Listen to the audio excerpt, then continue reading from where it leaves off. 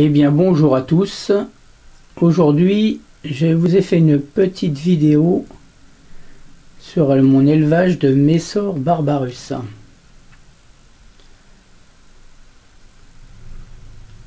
Donc l'aire de chasse. Donc vous savez tous que les Messor barbarus sont des granivores, mais elles mangent aussi tout un tas de choses comme le jelly. Elles adorent ça. Bon, je leur mets des bouteilles d'eau aussi, hein, et une petite écuelle où elles me mettent tout leur détritus. Donc après, ben, j'ai plus qu'à les ramasser. Ça évite de faire tout le tour de l'aire de chasse. Elles me mettent ça là-dedans, donc ça m'arrange bien. Voilà, donc c'est une colonie qui a 5 ans maintenant. Et il y a 3 ans, j'avais eu des princesses et des mâles. Et depuis, plus rien. Et cette année, j'ai de nouveau des princesses. Mais aucun mâle, donc voilà. Ce qui est un peu bizarre, c'est que j'ai juste des princesses, donc des graines, stockage de graines, et ce que vous voyez dessus sur la vitre, ben, ce sont elles qui mettent un produit, qu'elles sécrètent un produit qu'elles mettent sur la vitre. Donc des graines.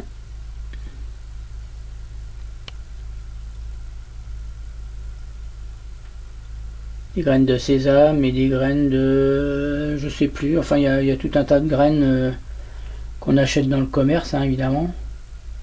Voilà, alors là, ici, c'est assez opaque parce qu'ils en ont mis beaucoup.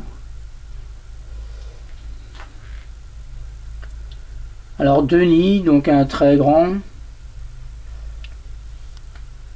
comme j'ai l'habitude de faire, hein, toujours en plâtre. Un très grand avec, j'avais fait beaucoup de chambres déjà, ça fait déjà 3 ans qu'ils sont dedans. Et beaucoup de fourmis qui sont stockées dans les chambres, vous voyez, qui sont groupées en paquets. Hein, toutes ces chambres là, c'est des fourmis qui sont agglutinées, hein, elles sont agglutinées dans les chambres comme ça. Voilà, donc pour vous dire combien il y en a, aucune idée, hein, parce que là il est impossible de les compter, hein, c'est pas... j'aimerais bien, mais bon, voilà, tout ça c'est des chambres pleines de fourmis.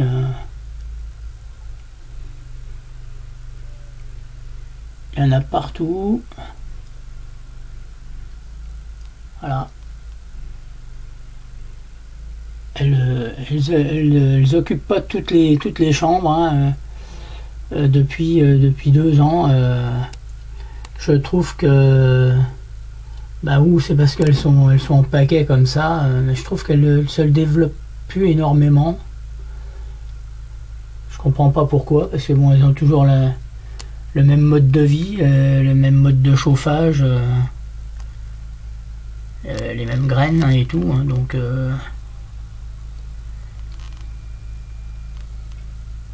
donc maman là on la verra pas parce que on verra les princesses. Je vais vous montrer les princesses.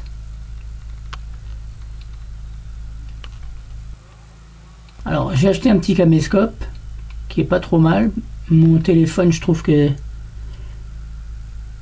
faisait de plus belles vidéos, mais c'est plus pratique avec le caméscope quand même pour le flou. Faut que j'en prenne l'habitude, hein. Je viens de l'acheter, donc là voilà une princesse parmi le tas de fourmis. Alors, normalement, il y en a pas mal, hein. J'en ai compté quand même plus d'une quinzaine. Et là, des graines. On voit aussi un peu, alors là, des princesses encore.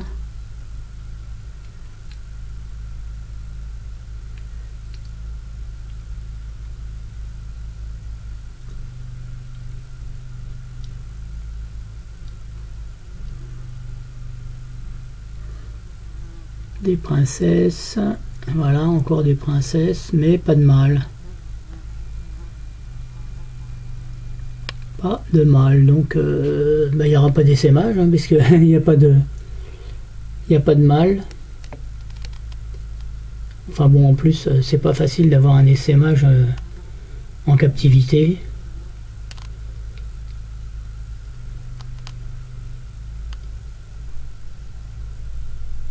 Beaucoup d'activités, des gros majors à tête rouge.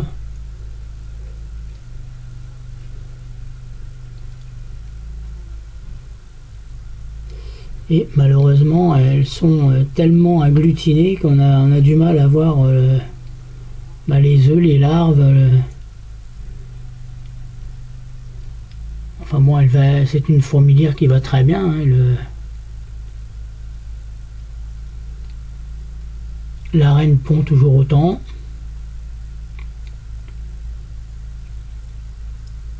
Encore des princesses là.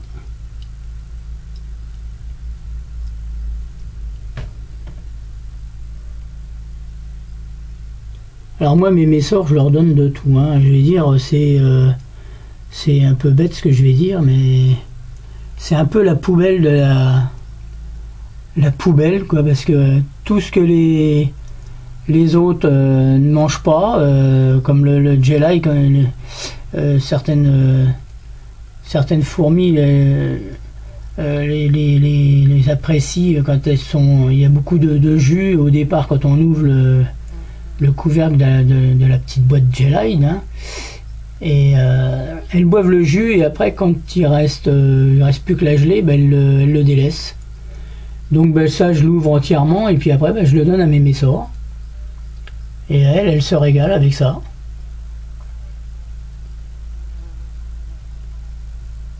Voilà. Donc des belles messors Barbarus. Une belle princesse.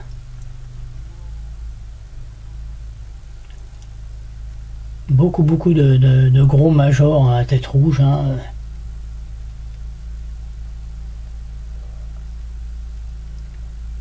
Et là, donc le stockage des graines. Alors les graines, je leur en donne des fois une fois par an, 2 fois même, ça les occupe, parce que bon, une fois qu'ils ont stocké leurs graines, les pauvres, ils n'ont plus beaucoup d'activités à part s'occuper dans la nature. Elles font des kilomètres pour aller chercher des graines. Bon là, évidemment, dans l'aire de chasse, quand j'en mets 2 poignées, en 1 heure, c'est rangé, quoi. Donc après, voilà, donc à part mastiquer le pain, s'occuper des... elles vont beaucoup dans l'aire de chasse, mais je veux dire, elles n'ont pas une activité comme dans la nature, où elles font des centaines de mètres pour aller chercher des graines. Donc là, beaucoup d'activités, hein, ils sont...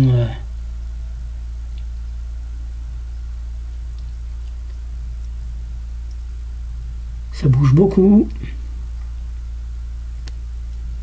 Voilà, alors des compartiments, des chambres, on va dire, très chargés. Là, ici, on va essayer de se rapprocher un peu.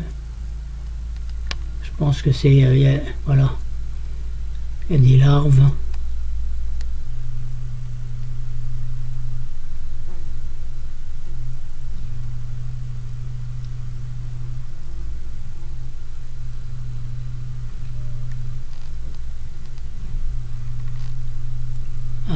C'est trop.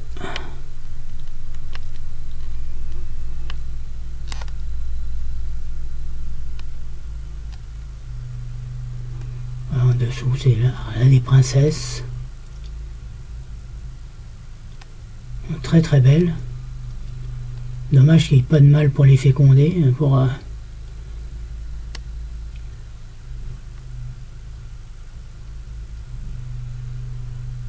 Alors moi j'humidifie mon nid. Bon là il n'y a pas énormément d'humidité. Elles sont chauffées à environ 30 degrés.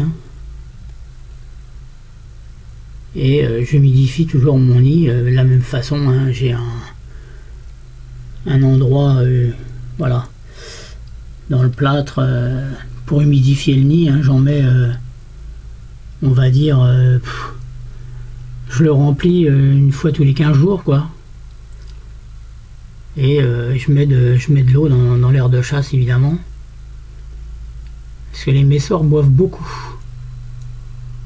Je suis obligé de remplir environ les bouteilles que vous avez vues dans l'air de chasse tout à l'heure.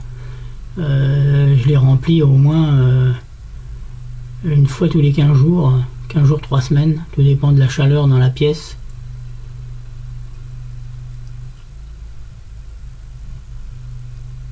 Voilà. Et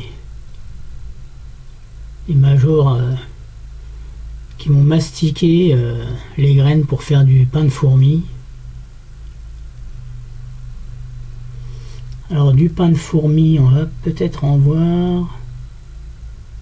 Ça c'en est, là, ce qu'elle a dans la gueule, enfin dans les mandibules. Donc elle mastique les graines pour faire un genre de pain. Je ne sais pas si vous avez déjà pris du blé dans votre bouche, mastiquer du blé, ça fait un peu un chewing-gum après. Moi je faisais ça quand j'étais gosse, j'ai 60 ans, donc quand j'étais gamin, quand on n'avait pas de chewing-gum, on allait chercher du blé et on le mastiquait et ça nous faisait un chewing-gum. Bon, pas de goût évidemment, ça fait juste comme un pain, comme quand on fait de la pâte avec de la farine, quoi, pareil. Mais voilà, donc les fourmis, ils font du pain de fourmi, qu'on appelle ça comme ça, et ça doit faire à peu près la même chose. Ça fait une pâte, et puis après qu'ils peuvent le manger.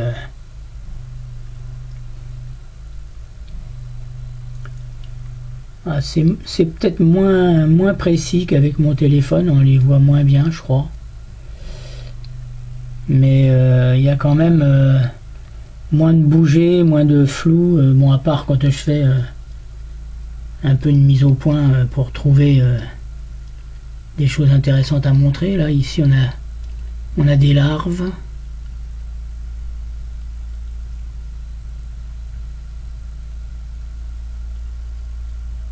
Voilà, des gros majors, grosse tête.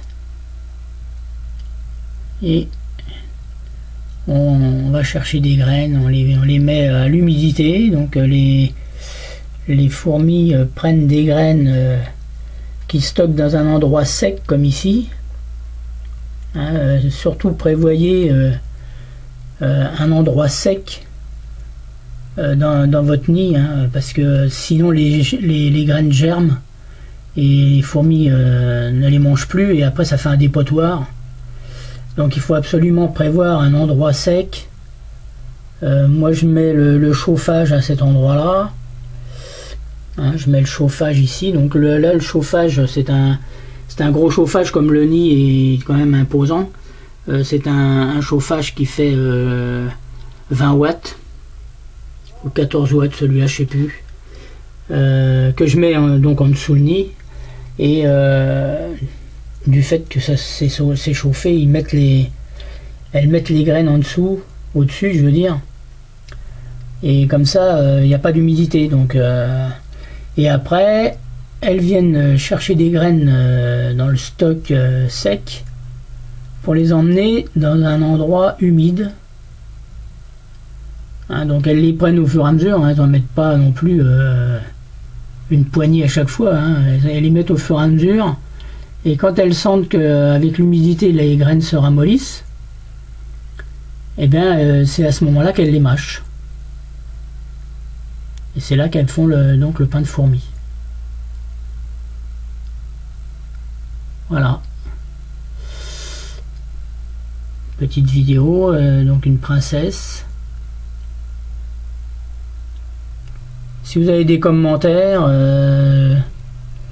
sur les Messor Barbarus, sur ces nids, je vais essayer de vous faire une vidéo rapidement sur la fabrication des nids en plâtre que je fabrique. Donc voilà, je vais faire une vidéo bientôt, là peut-être cet après-midi. Donc je vais mettre mon fils à contribution pour qu'il me filme, que j'ai les mains libres pour fabriquer justement des nids devant vous.